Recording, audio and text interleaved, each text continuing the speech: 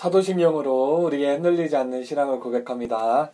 전능하사 천지를 만드신 하나님 아버지를 내가 믿사오며 그 외아들 우리 주 예수 그리스도를 믿사오니 이는 성령으로 잉태하사 동정녀 마리에게 나시고 본디오 빌라도에게 고난을 받으사 십자가에 못 박혀 죽으시고 장사한 지 사흘 만에 죽은 자 가운데서 다시 살아나시며 하늘에 오르사 전능하신 하나님 우편에 앉아 계시다가 재료로서 산자와 죽은 자를 심판하러 오시리라.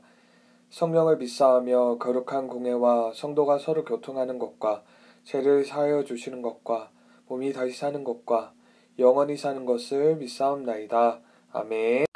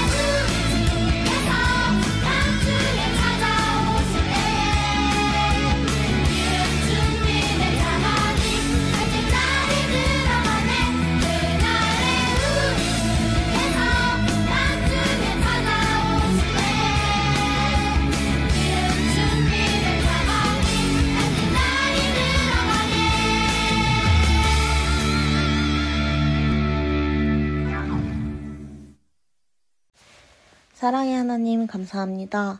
저희들을 사랑하셔서 자녀 삼아주시고 구원해 주심에 감사드립니다. 오늘도 거룩한 주일을 맞이해 이 자리에 나와 예배할 수 있게 해주셔서 감사드립니다. 하나님, 지난 한 주간 하나님께 지은 죄를 모두 회개합니다. 서로 사랑하라는 말씀에 순종하지 못하고 서로 시기 질투하고 하나님만을 사랑하지 못하고 세상을 따라 살아갔던 저희들을 용서해 주세요. 주님 닮아가기를 소망합니다. 한 주간 다시 살아갈 때 주님 말씀 순종하며 세상의 빛과 소금으로 살아가서 하나님을 기쁘게 할 수 있도록 도와주세요. 소년부를 위해 섬겨주시는 목사님, 선생님들과 찬양팀에게 복을 더해주시고 이 시간 말씀을 전해주시는 목사님께 성령으로 함께 해주세요. 목사님께서 말씀을 전하시는 동안 저희들에게 악한 생각 들지 않고 온전히 말씀에만 집중할 수 있도록 저희들의 마음과 생각을 지켜주세요. 예배가 끝나고 각자의 자리로 돌아갈 때 저희의 발걸음 지켜주시고 세상 속을 살아갈 때도 주의 자녀로서 하나님께 영광 돌리며 살아갈 수 있도록 도와주세요. 감사드리며 예수님 이름으로 기도드립니다. 아멘. 여호와의 말씀이니라. 보라, 날이 이르리니 내가 이스라엘 집과 유다 집에 새 언약을 맺으리라. 이 언약은 내가 그들의 조상들의 손을 잡고 애굽 땅에서 인도해 내던 날에 맺은 것과 같지 아니할 것은 내가 그들의 남편이 되었어도 그들이 내 언약을 깨뜨렸음이라. 그러나 그날 후에 내가 이스라엘 집과 맺을 언약은 이러하니 곧 내가 나의 법을 그들의 속에 두며 그들의 마음에 기록하여 나는 그들의 하나님이 되고 그들은 내 백성이 될 것이라. 그들이 다시는 각기 이웃과 형제를 가리켜 이르기를 너는 여호와를 알라 하지 아니하리니 이는 작은 자로부터 큰 자까지 다 나를 알기 때문이라. 내가 그들의 악행을 사하고 다시는 그 죄를 기억하지 아니하리라. 네, 친구들 반갑습니다. 오늘 말씀의 제목은 내 마음속에입니다.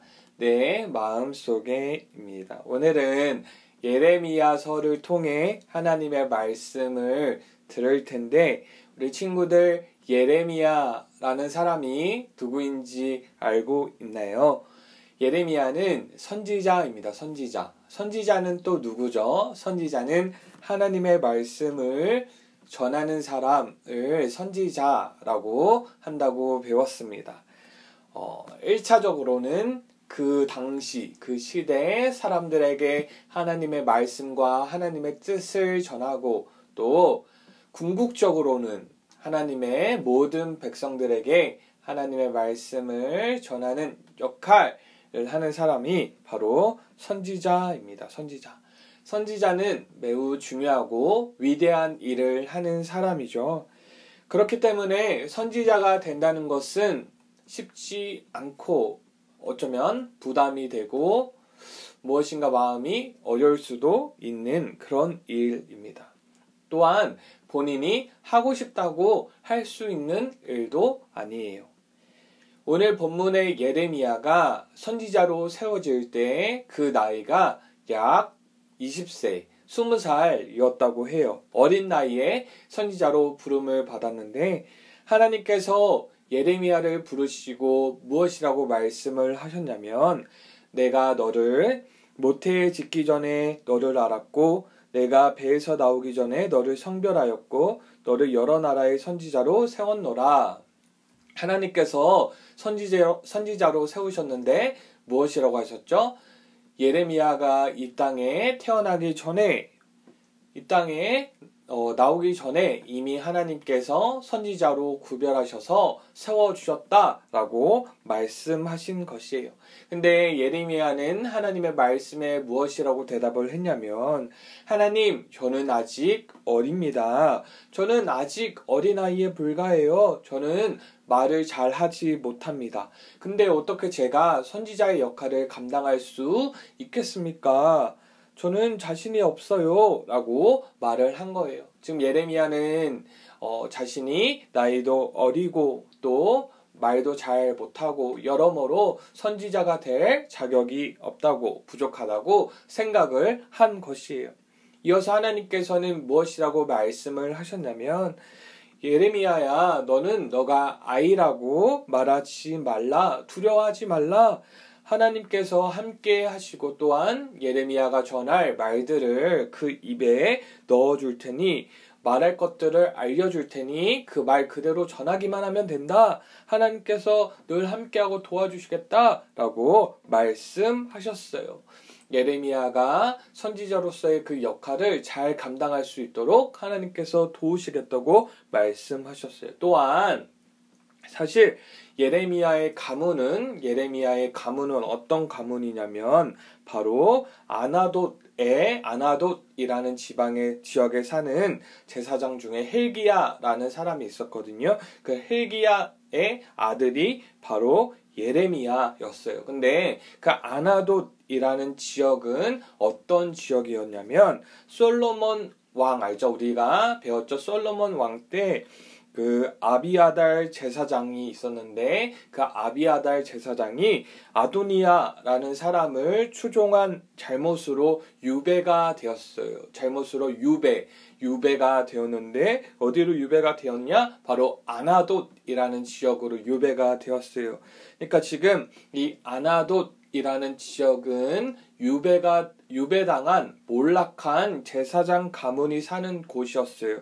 근데 그 힐기야의 아들 아나돗에 사는 힐기야의 아들 예레미야가 선지자로 세움을 받게 된 거예요. 사실 그 당시에는 제사장 중에 잘 나가는 가문이 있었는데 바로 사독 가문이었어요.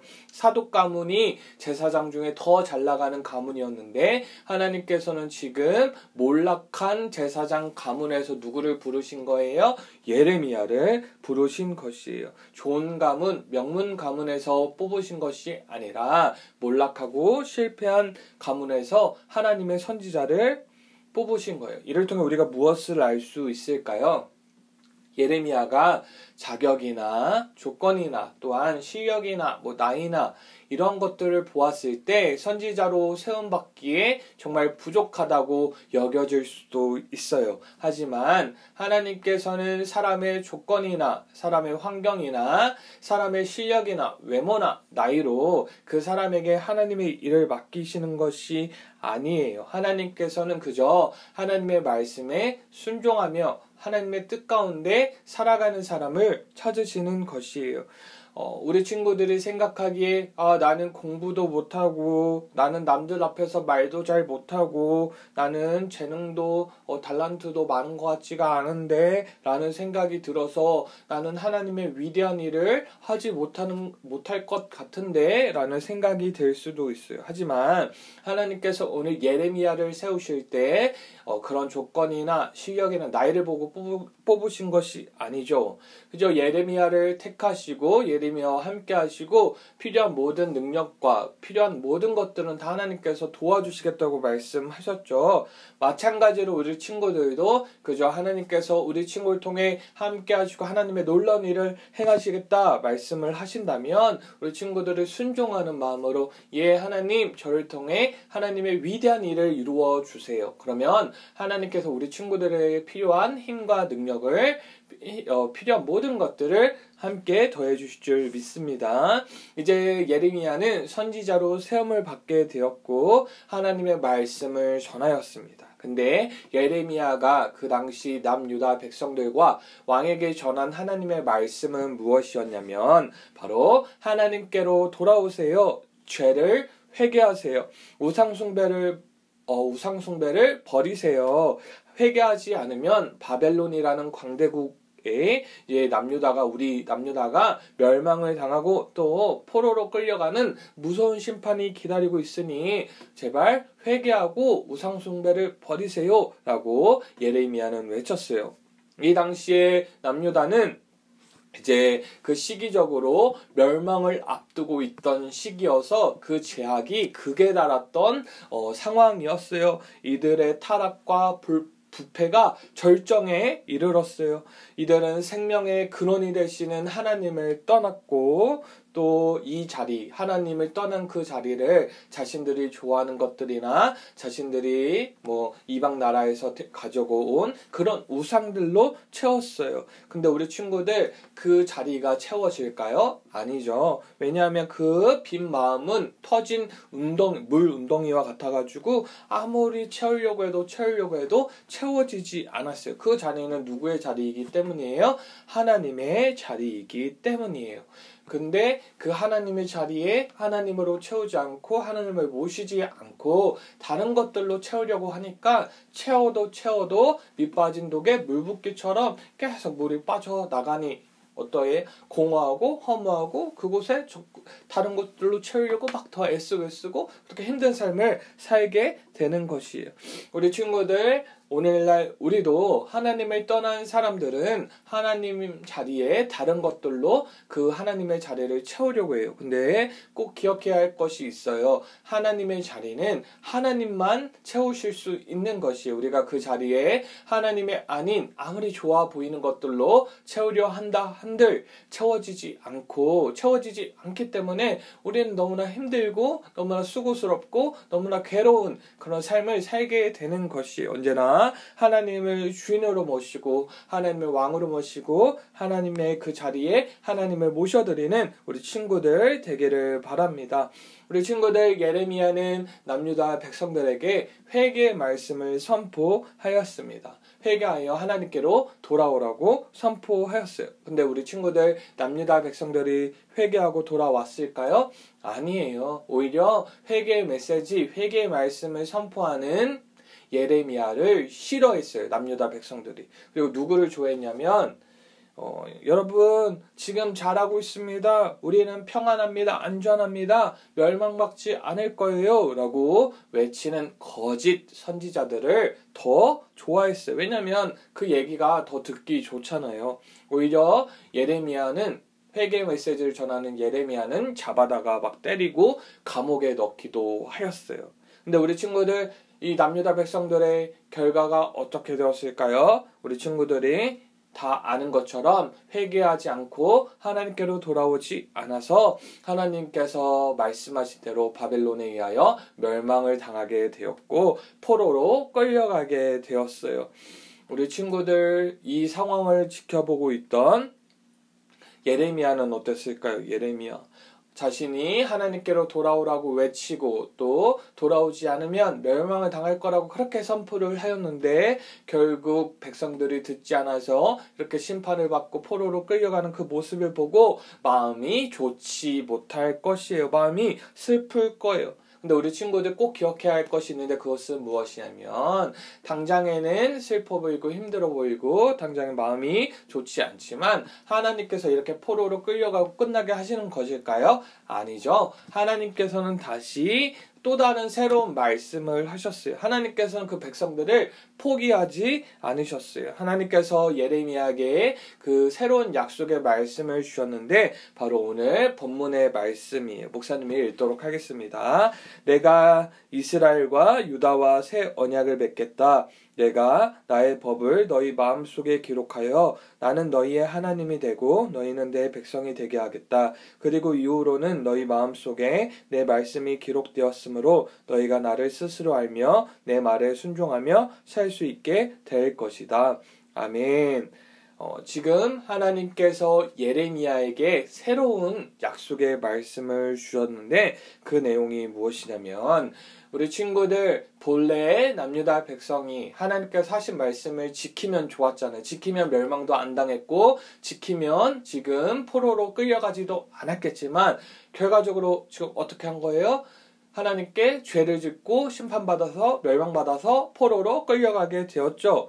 왜 이래요? 지금 모든 사람들은 다 타락한 죄인이기 때문이에요. 그 아담의 아래에 있는 모든 사람들은 다 그 죄의 속성, 죄인이기 때문에 죄의 속성 갖고 있는 죄인이기 때문에 하나님 말씀에 자꾸 어긋나는 거예요. 그래서 하나님 말씀에 순종하면서 살면 좋지만 순종을 한 거예요. 순종하지 못하고 자신의 마음대로 반복된 죄를 저지르면서 그렇게 산 거예요. 또 때로는 그런 모습을 보면서 좌절하고 또 그런 모습을 보면서 낙심했을 수도 있어요. 근데 우리 친구도 오늘 말씀을 보면 어때요? 하나님께서 그 남유다 백성들이 실패하고 정말 죄를 지어서 포로로 끌려갔지만 하나님께서 새로운 언약의 말씀을 주셨는데 그 내용이 무엇이냐면 하나님께서 우리의 마음속에 말씀을 기록해 주시고 우리가 하나님의 마음을 잘 지킬 수 있도록 하시겠다고 말씀해 주셨어요. 우리가 하나님 말씀에 순종할 수 있도록 하시겠다라는 특별한 구원의 은혜를 허락해 주신 것이에요. 또한 지금 남유다 백성들이 포로로 끌려갔지만 하나님께서 하나님의 때가 되면 그 70년이라는 시간이 지나면 다시 바벨론 포로 생활을 마치고 돌아올 수 있겠다, 돌아올 수 있도록 하겠다라는 약속의 말씀도 해 주셨어요. 이전까지 백성들이 하나님의 말씀을 잘 순종하지 못하니까 지금 하나님께서 새 언약을 주셨는데 어떤 언약의 말씀이에요? 하나님의 그 말씀을 마음속에 기록해 주시겠다고 했어요. 우리의 마음속에.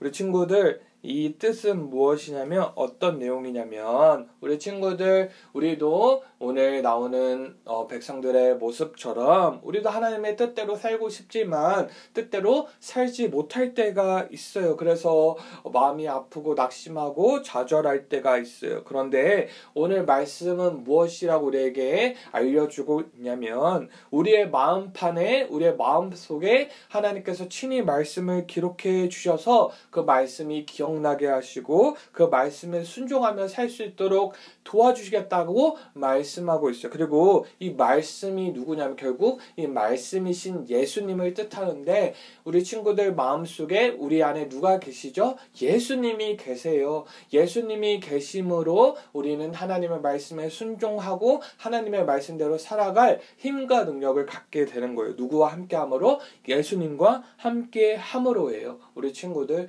우리는 사실 하나님의 말씀에 불순종하여서 죄를 지어서 심판을 받을 수밖에 없지만 우리 안에 계신 예수님이 하나님 말씀에 순종해 주시고 하나님 앞에 옳게 행동해 주시고 또한 십자가에서 우리의 모든 죄를 다 담당해 주셨기 때문에 우리는 하나님의 자녀가 될 수 있었어요. 그래서 하나님의 말씀에 순종하는 삶을 살게 된 것이에요. 우리 친구들 너무나 감사하죠. 우리의 마음속에 내 마음속에 말씀이 기록되어서 말씀에 순종할 수 있고 이 말씀이 누구예요? 예수님이 우리 안에 예수님이 계심으로 하나님 자녀가 되었고 하나님 뜻대로 살 수 있게 된 것이 언제나 이것을 기억하고 감사하는 우리 친구들 되길 바랍니다. 기도하겠습니다.